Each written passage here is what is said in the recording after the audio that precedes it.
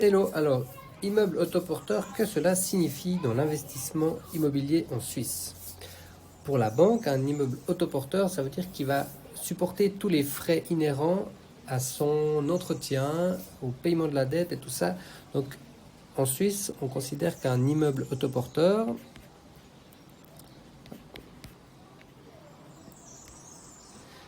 il doit avoir un rendement supérieur à 7% pour qu'il soit autoporteur. Mais les 7%, ils sont sur la dette. Donc, on va faire une petite étude de cas là-dessus. C'est qu'on va prendre un bien qui vaut un prix d'achat 1 100 000. Voilà.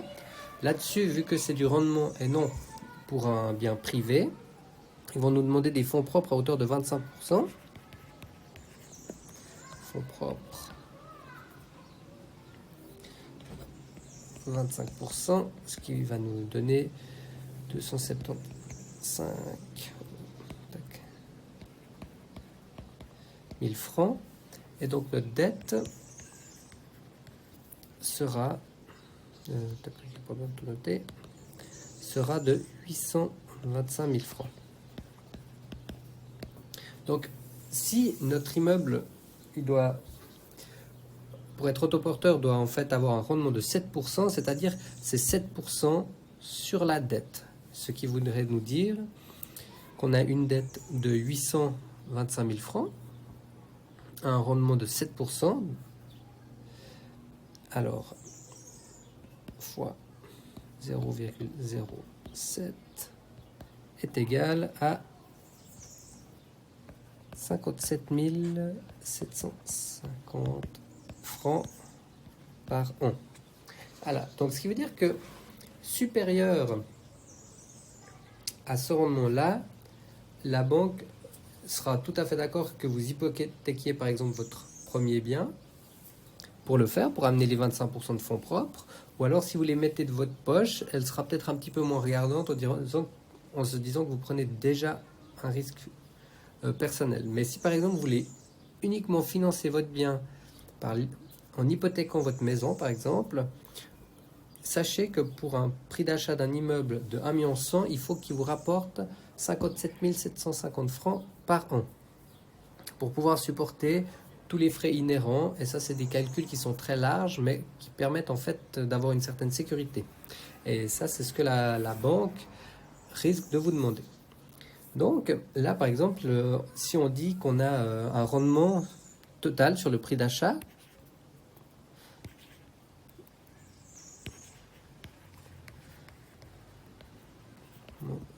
sur le prix d'achat qui est de 4%. Ça nous donne en fait un revenu, je m'excuse, donc je fais 1 100 000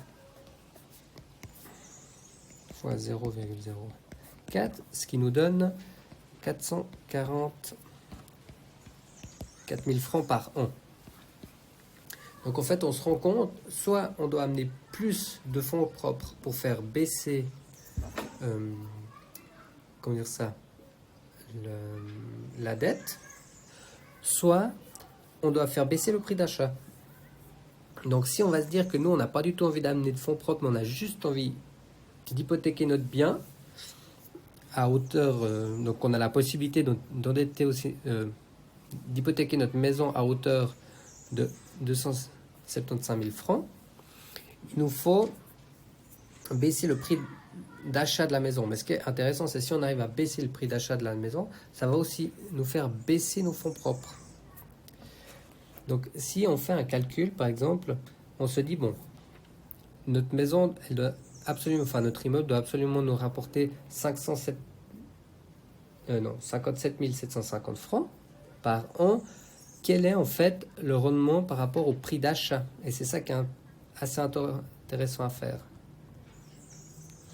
Donc, c'est là où on va se dire que on va calculer en fait notre rendement nécessaire pour que la banque rentre en ligne de compte, sachant que par exemple les 4%, le rendement, enfin les loyers, qui représentent 4% de 1 100 000 francs, on ne va pas pouvoir les changer tout de suite, parce que sinon ça veut dire qu'on augmente nos loyers, et ceci risque de faire fuir les locataires, ou alors amener des prix qui sont trop hauts, donc c'est le plus dur à jouer.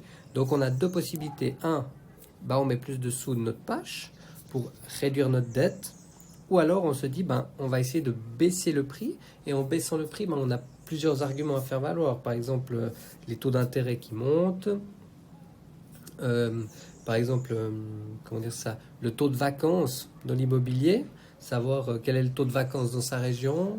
C'est toutes des choses qui sont importantes à savoir pour pouvoir amener des arguments intéressants, et aussi dire voilà, nous, et puis jouer des fois cartes sur table. C'est nous, on est très intéressés par le bien, on a une possibilité d'endettement de temps, et que en fait un prix est légèrement élevé, puis en ayant un risque, enfin un rendement de 4%, le risque est peut-être élevé. Personnellement, moi, un rendement de 4% sur un immeuble, je pense que c'est un petit peu faible, mais c'est très personnel. Après, chacun fait comme il veut.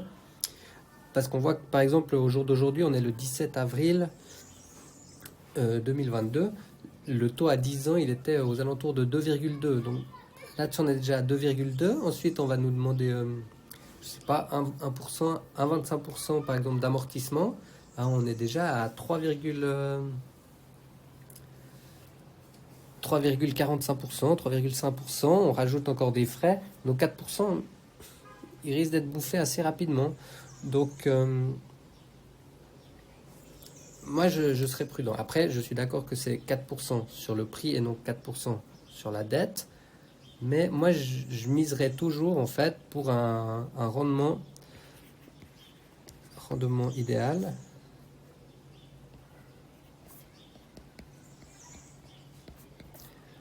de, allez, on va dire de 5,5 à 6%. Et vous verrez en fait que ce rendement-là, il est génial parce qu'il va nous permettre en fait d'autofinancer notre bien. Et c'est ça que je vais vous démontrer juste maintenant. C'est que si notre bien de 1 100 000 doit nous rapporter 57 750 francs par an, quel est en fait le rendement donné sur le prix d'achat? Donc, si je fais 1 100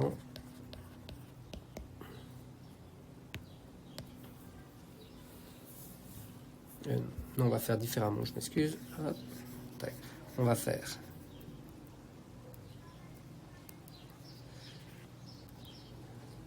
57 750 divisé par 1 100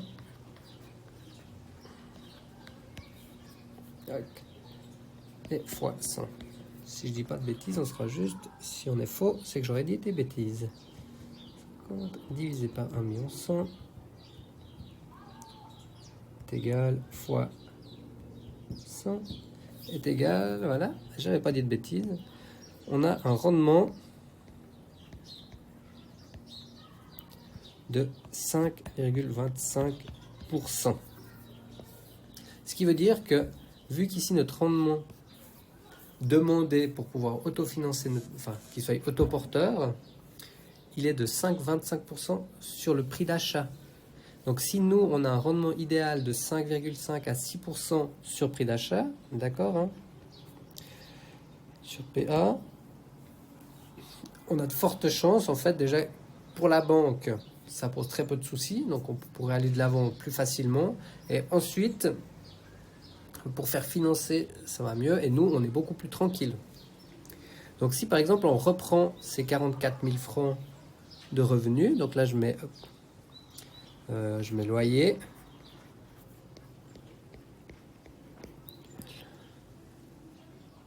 de 44 000 francs,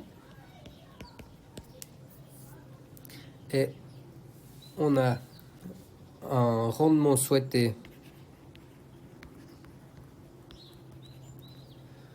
de, on va dire quoi, 5,3%.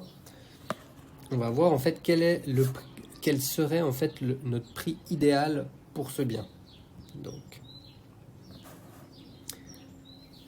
on va faire 44 000 divisé par 0,53. Voilà. Donc, ce que j'ai fait, c'est que j'ai fait 44. Je m'excuse. 44 000 divisé par 0,53, ce qui nous donne en fait notre rendement. Et ceci va nous donner en fait un prix d'achat qui va nous donner 830 000. J'arrondis, 200 francs. Voilà. Et ça, en fait, ça serait notre bon prix d'achat. Donc là-dessus, si on recalcule, on va enlever 25%, qui seront nos fonds propres. Donc je fais 830 200 fois 0,25. Donc fonds propres FP, ils sont égaux à 207 550 francs. Donc ce qui est intéressant, c'est que on a aussi des fonds propres qui sont plus faibles. Au lieu de 250, on passe à 207 000. Voilà. Et on a une dette. Voilà. Qui, elle, est de 622 650. Donc, on se souvient que la banque, elle nous a demandé un rendement de 7% ou supérieur à 7% sur la dette. Donc, si je prends cette dette-là, on aimerait un rendement de 7,7%. On va regarder ce que ça donne. On va faire 44 000 divisé par 622 500. Voilà, ça nous donne. Et là, en fait, on devrait avoir un rendement supérieur à 7%. Alors, 44 000 divisé par 622 650. Ça nous donne... Non, je m'excuse, j'ai oublié de mettre. Hop. Fois 100 est égal à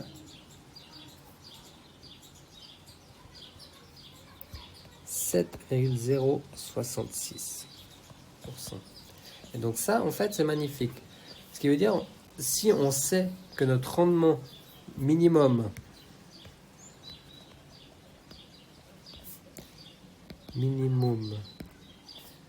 sur le prix d'achat est égal à 5,25%. Donc ça, c'est mini. Et en fait, on peut rapidement calculer, grosso modo, avec les loyers, quel est le prix du bien. Ensuite, il faut voir qu'est-ce qu'on peut amener nous et tout ça. Donc voilà, là-dessus, j'espère que ça a pu vous aider. Si vous avez des questions pour investir dans l'immobilier en Suisse ou bien d'autres choses par rapport à la bourse, c'est avec un grand plaisir que je peux vous aider, vous amener différentes idées, ma manière de voir les choses, et en espérant que ça vous aide. Donc voilà, je vais vous laisser. Mettez des commentaires, si je me suis trompé, dites-le moi surtout. Cette vidéo, c'est juste à titre informatif, d'accord? Si vous avez d'autres questions, allez voir votre banquier, et puis voilà. Mais des fois, par exemple, une petite vidéo comme ça, ça vous peut-être vous amener l'idée de se dire, ah bah voilà, c'est vrai que je pourrais en fait hypothéquer ma maison pour m'acheter un bien de rendement à côté. Ou, ah bah oui, si j'achète un bien de rendement, ben, comment est-ce que je peux augmenter le rendement? Parce que là, j'ai juste montré en diminuant le prix, en partant du principe que c'était des locations longue durée, donc c'était avec des familles qui étaient dedans, et donc voilà. Mais par contre, après, si on fait de la location courte durée, ça peut être un peu plus intéressant. Après, il faut voir les taux de vacances qu'on peut avoir. Tout ça, c'est toutes des analyses à avoir. Mais voilà, donc si vous avez d'autres questions, des sujets que vous aimeriez que j'aborde, ou profitez, il y a encore très peu de gens qui suivent ma chaîne, alors il y a de fortes chances que toutes les questions que vous me posiez, j'y réponde, et toutes les suggestions de vidéos, je les fasse. Voilà, merci beaucoup, de belles fêtes de Pâques, et puis à bientôt. Ciao, ciao.